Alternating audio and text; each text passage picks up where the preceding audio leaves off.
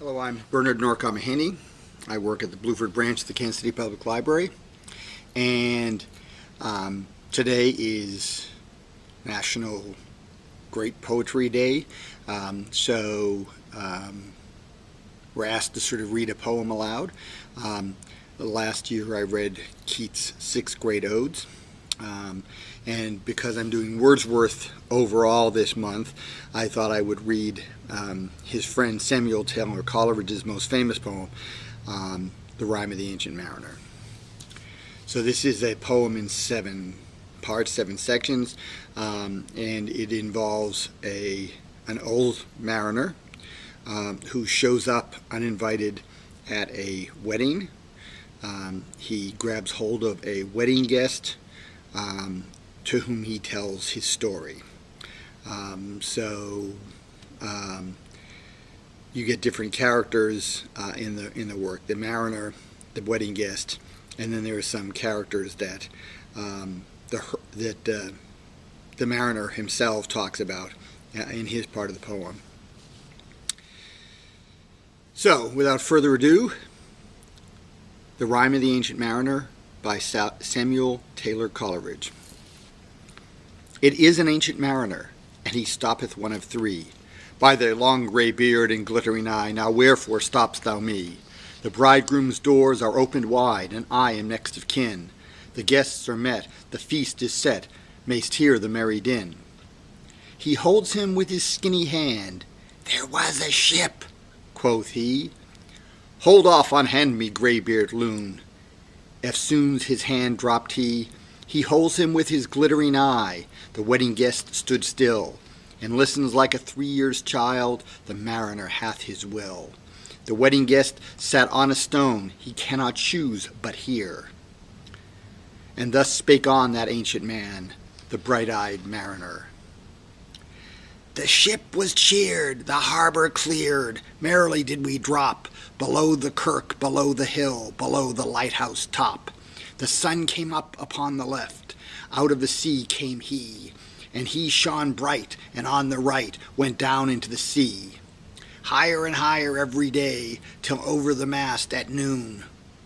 The wedding guest here beat his breast, for he heard the loud bassoon. The bride hath paced into the hall, red as a rose is she, nodding their heads before her goes the merry minstrelsy. The wedding guest, he beat his breast, yet he cannot choose but hear. And thus spake on that ancient man, the bright-eyed mariner.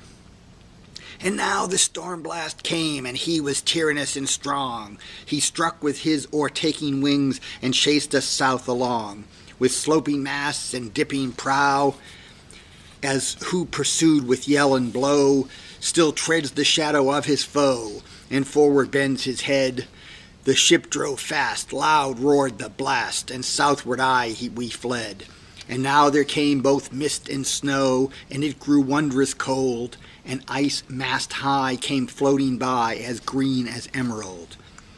And through the drifts the snowy cliffs did send a dismal sheen, nor shapes of men nor beasts we ken, the ice was all between.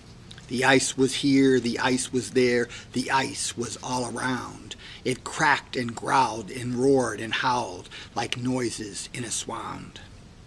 At length did cross an albatross. Through the fog it came, as if it had been a Christian soul. We hailed it in God's name. It ate the food it ne'er had eat, and round it flew. The ice did split with a thunder fit, the helmsman steered us through. And a good south wind sprung up behind, the albatross did follow. And every day for food or play came to the mariner's hollow. In mist or cloud, on mast or shroud, it perched for vespers 9, whilst all the night through fog smoke white glimmered the white moonshine. God save the ancient mariner from the fiends that plague thee thus. Why look'st thou so? With my crossbow I shot the albatross. The sun now rose upon the right, out of the sea came he, still hid in mist, and on the left went down into the sea. And the good south wind still blew behind, but no sweet bird did follow. nor any day for food or play came to the mariner's hollow. and I had done a hellish thing, and it would work him woe. For all averred I had killed the bird that made the breeze to blow. Ah, wretch, said they, the bird to slay that made the breeze to blow. Nor dim nor red, like God's own head, the glorious sun uprist. Then all averred I had killed the bird that brought the fog and mist. 'Twas right, said they, such birds to slay that bring the fog and mist. The fair breeze flew, the white foam flew, the furrow followed free. We were the first that ever burst into that silent sea. Down dropped the breeze, the sails dropped down. 'Twas sad as sad could be, and we did speak only to break the silence of the sea. All in a hot and copper sky, the bloody sun at noon, right up above the mast did stand, no bigger than the moon. Day after day, day after day, we stuck, nor breath nor motion, as idle as a painted ship upon a painted ocean. Water, water everywhere, and all the boards did shrink. Water, water everywhere, nor any drop to drink. The very deep did rot, O Christ, that ever this should be. Yea, slimy things did crawl with legs upon the slimy sea. About, about, in reel and rout, the death fires danced at night. The water, like a witch's oils, burnt green and blue and white. And some in dreams assured were of the spirit that plagued us so. 9 fathom deep he had followed us from the land of mist and snow. And every tongue through utter draught was withered at the root. We could not speak, nor more than if we had been choked with soot.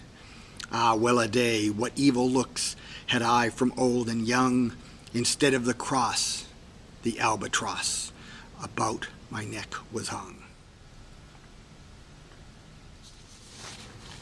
There passed a weary time, each throat was parched, and glazed each eye. A weary time, how glazed each weary eye. When looking westward I beheld a something in the sky. At first it seemed a little speck, and then it seemed a mist. It moved, and took at last a certain shape I wist. A speck, a mist, a shape I wist. And still it neared and neared, as if it dodged a water sprite. It plunged and tacked and veered, with throats unslaked, with black lips baked. We could not laugh nor wail. Through utter draught, we all dumb we stood. I bit my arm, I sucked the blood, and cried, "A sail, a sail!" With throats unslaked, with black lips baked, agape they heard me call. Gramercy, they for joy did grin, and all at once their breath drew in, and they were drinking all. See, see, I cried, she tacks no more, hither to work us wheel. Without a breeze, without a tide, she steadies with upright keel. The western wave was all aflame, the day was well nigh done. Almost upon the western wave rested the broad bright sun, when that strange shape drove suddenly betwixt us and the sun. And straight the sun was flecked with bars, heaven's mother send us grace, as if through a dungeon grate he peered, with broad and burning face. Alas, I thought I, and my heart beat loud, how fast she nears and nears. Are those her sails that glance in the sun, like restless gossameres? Are those her ribs, through which the sun did peer as through a grate? And is that woman all her crew? Is that a death? And are there two? Is death that woman's mate? Her lips were red, her looks were free, her locks were yellow as gold, her skin was white as leprosy. The nightmare life and death was she, who thicks men's blood with cold. The naked hulk alongside came, and the twice were casting dice.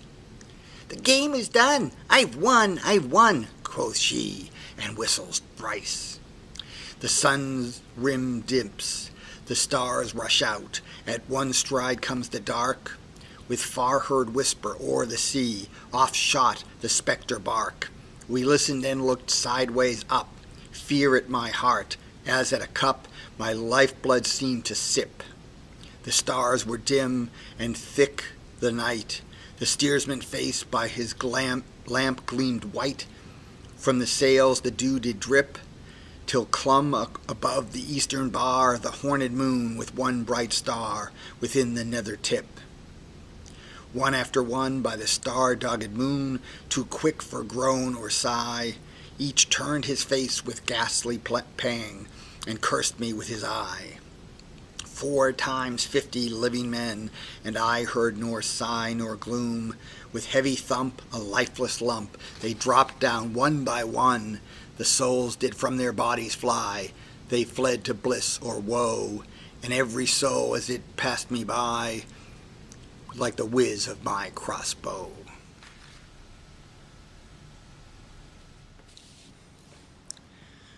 I fear thee, ancient mariner, I fear thy skinny hand, and thou art long and lank and brown, as is the ribbed sea sand. I fear thee and thy glittering eye, and fear thy skinny hand so brown.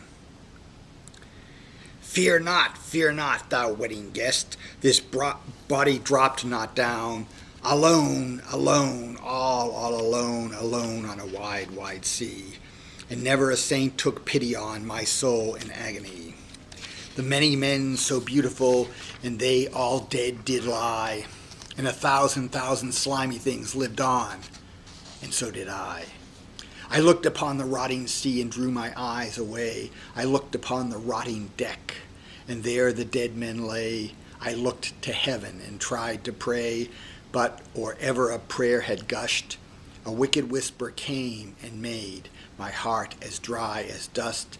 I closed my lids and kept them close, and the balls like pulses beat. For the sky and the sea and the sea and the sky lay dead like a load on my weary eye, and the dead were at my feet. The cold sweat melted from their limbs, nor rot nor reek did they. The look with which they looked on me had never passed away. An orphan's curse would drag to hell a spirit from on high. But oh, more horrible than that is the curse in a dead man's eye. 7 days, 7 nights I saw that curse, and yet I could not die. The moving moon went up the sky, and nowhere did abide. Softly she was going up, and a star or two beside. Her beams bemocked the sultry main, like April hoarfrost spread. And where the ship's huge shadow lay, the charmed water burnt alway, a still and awful red. Beyond the shadow of the ship, I watched the water snakes. They moved in tracks of shining white, and when they reared, the elfish light fell off in hoary flakes. Within the shadow of the ship, I watched their rich attire. Blue, glossy green, and velvet black they coiled and swam, and every track was a flash of golden fire. Oh, happy living things! No tongue their beauty might declare. A spring of love gushed from my heart, and I blessed them unaware. Sure my kind saint took pity on me, and I blessed them unaware. The selfsame moment I could pray, and from my neck so free, the albatross fell off and sank like lead into the sea. Oh, sleep! It is a gentle thing, beloved from pole to pole. To Mary Queen the praise be given. She sent the gentle sleep from heaven that slid into my soul. The silly buckets on the deck that had so long remained, I dreamt that they were filled with dew, and when I awoke it rained. My lips were wet, my throat was cold, my garments were dank. Sure I had drunken in my dreams, and still my body drank. I moved and could not feel my limbs. I was so light, almost I thought that I had died in sleep and was a blessed ghost. And soon I heard a roaring wind. It did not come anear, but with its sound it shook the sails that were so thin and sere. The upper air burst into life, and 100 fire flags sheen. To and fro they were hurried about, and to and fro and in and out the wan stars danced between, and the coming wind did roar more loud, and the sails did sigh like sedge, and the rain poured down from one black cloud. The moon was at its edge. The thick black cloud was cleft, and still the moon was at its side. Like water shot from some high crag, the lightning fell with never a jag, a river steep and wide. The loud wind never reached the ship, and now the ship moved on. Beneath the lightning and the moon the dead men gave a groan. They groaned, they stirred, they all uprose, nor spake nor moved their eyes. It had been strange, even in a dream, to have seen those dead men rise. The helmsman steered, the ship moved on, yet never a breeze up blew. The mariners all 'gan work the ropes where they were wont to do. They raised their limbs like lifeless tools. We were a ghastly crew. The body of my brother's son stood by me, knee to knee. The body and I pulled at one rope, but he said naught to me. I fear thee, ancient mariner. Be calm, thou wedding guest. 'Twas not those souls that fled in pain which to their courses came again, but a troop of spirits blest. And when it dawned, they dropped their arms and clustered round the mast.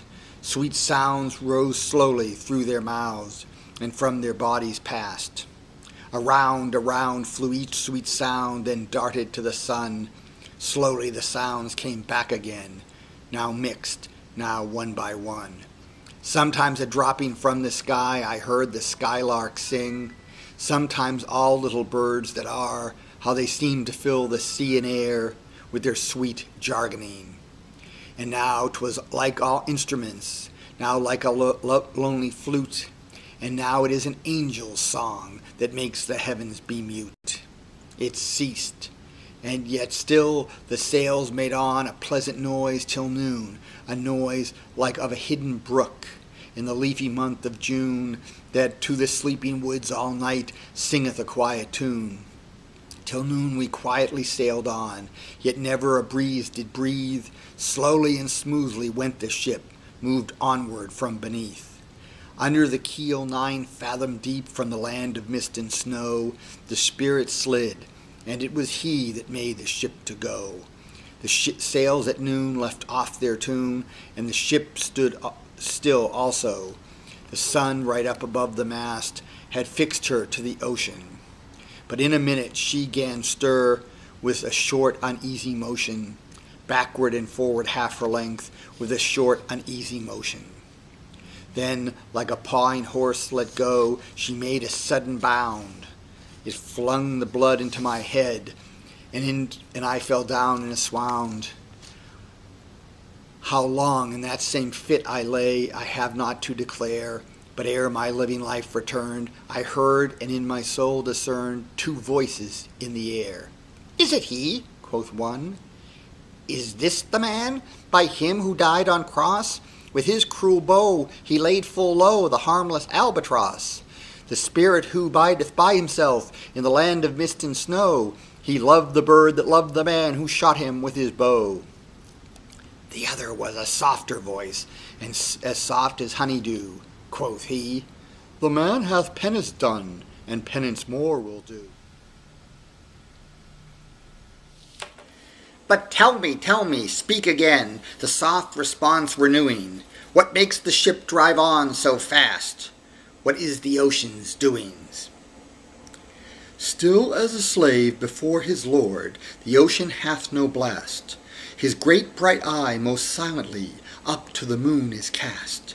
If he may know which way to go, for she guides him smooth or grim, see, brother, see, how graciously she looketh down on him. But what drives on that ship so fast, without or wave or wind?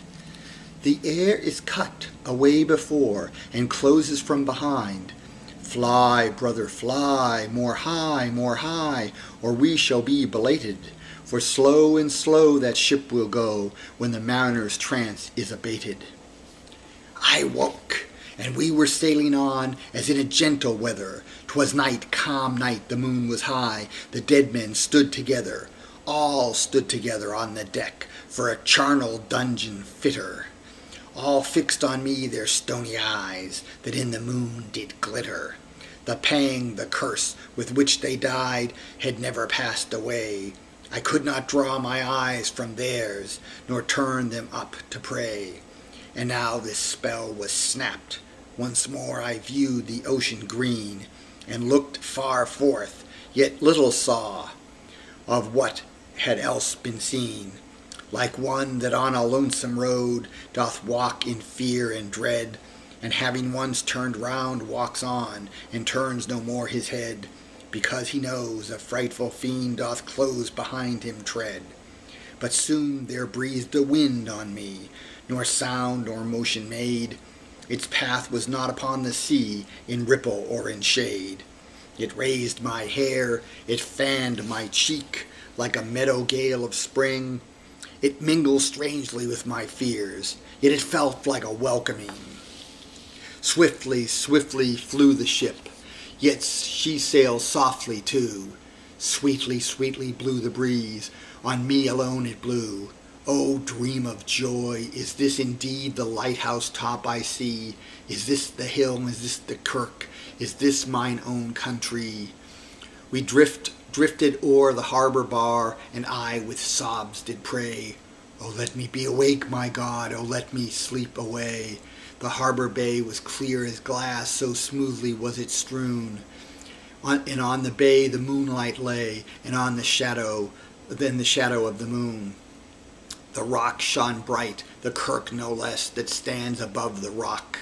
The moonlight steeped in silentness the steady weathercock, and the bay was white with silent light, till rising from the same, full many shapes that shadows were, in crimson colours came. A little distance from the prow, those crimson shadows were. I turned my eyes upon the deck, O Christ, what saw I there? Each corse lay flat, lifeless and flat, and by the holy rood, a man all light, a seraph man, on every corse there stood. This seraph band, each waved his hand, it was a heavenly sight. They stood as signals to the land, each one a lovely light. This seraph band, each waved his hand, no voice did they impart. No voice, but oh, the silence sank like music on my heart. But soon I heard the dash of oars, I heard the pilot's cheer. My heart was turned perforce away, and I saw a boat appear. The pilot and the pilot's boy, I heard them coming fast. Dear Lord in heaven, it was a joy the dead men could not blast. I saw a third, I heard his voice. It is the hermit good. He singeth loud his godly hymns that he makes in the wood. He'll shrieve my soul, he'll wash away the albatross's blood. This hermit good lives in that wood which slopes down to the sea. How loudly his sweet voice he rears. He loves to talk with mariners that come from a far country. He kneels at morn and noon and eve. He hath a cushion plump. It is the moss that wholly hides the rotted old oak stump. The skiff boat neared. I heard them talk. Why, this is strange, I trow. Where are those lights, so many and fair, that signal made but now? Strange, by my faith, the hermit said, and they answered not our cheer. The planks looked warped, and see those sails, how thin they are and sere. I never saw aught like to them, unless perchance it were brown skeletons of leaves that lag my forest brook along, when the ivy tod is heavy with snow, and the owlet whoops to the wolf below that eats the she-wolf's young. Dear Lord, it hath a fiendish look, the pilot made reply. I am afeard. Push on, said the hermit cheerily. The boat came closer to the ship, but I nor spake nor stirred. The boat came close beneath the ship, and straight a sound was heard. Under the water it rumbled on, still louder and more dread. It reached the ship, it split the bay, the ship went down like lead. Stunned by that loud and dreadful sound, which sky and ocean smote, like one that hath been 7 days drowned, my body lay afloat. But swift as dreams, myself I found within the pilot's boat. Upon the whirl where sank the ship, the boat spun round, and all was still, save that the hill was telling of the sound. I moved my lips, the pilot shrieked, and fell down in a fit. The holy hermit raised his eyes, and prayed where he did sit. I took the oars. The pilot's boy, who now doth crazy go, laughed loud and long, and all the while his eyes went to and fro. Ha ha, quoth he, full plain I see, the devil knows how to row. And now, all in my own country, I stood on the firm land. The hermit stepped forth from the boat, and scarcely could he stand. Oh, shrieve me, holy man! The hermit crossed his brow. Say quick, quoth he, I bid thee stay. What manner of man art thou? Forthwith this frame of mine was wrenched with a woeful agony, which forced me to begin my tale, and then it left me free. Since then, at an uncertain hour the agony returns, and till my ghastly tale is told, this heart within me burns. I pass like night from land to land, I have strange power of speech. That moment that his face I see, I know the man that must hear me, to him my tale I teach. What loud uproar burst from that door, the wedding guests are there. But in the garden bower the bride and bridesmaids singing are, and hark the little vesper bell, which biddeth me to prayer. O wedding guest, this soul hath been alone on a wide, wide sea. So lonely 'twas that God himself scarce seemed there to be. O sweeter than the marriage feast, 'tis sweeter far to me, to walk together to the kirk with a goodly company, to walk together to the kirk, and all together pray, while each to his great Father bends, old men and babes and loving friends, and youths and maidens gay. Farewell, farewell, but this I tell to thee, thou wedding guest, he prayeth well who loveth well both man and bird and beast. He prayeth best who loveth best all things both great and small, for the dear God who loveth us, he made and loveth all. The mariner, whose eye is bright, whose beard with age is hoar, is gone. And now the wedding guest turned from the bridegroom's door. He went like one that hath been stunned, as it and is of sense forlorn. A sadder and a wiser man, he rose the morrow morn. So that was The Rime of the Ancient Mariner by Samuel Taylor Coleridge in the 1834 edition. So happy, great poetry reading day, and I urge you to find some poem that you would like to read and read it aloud.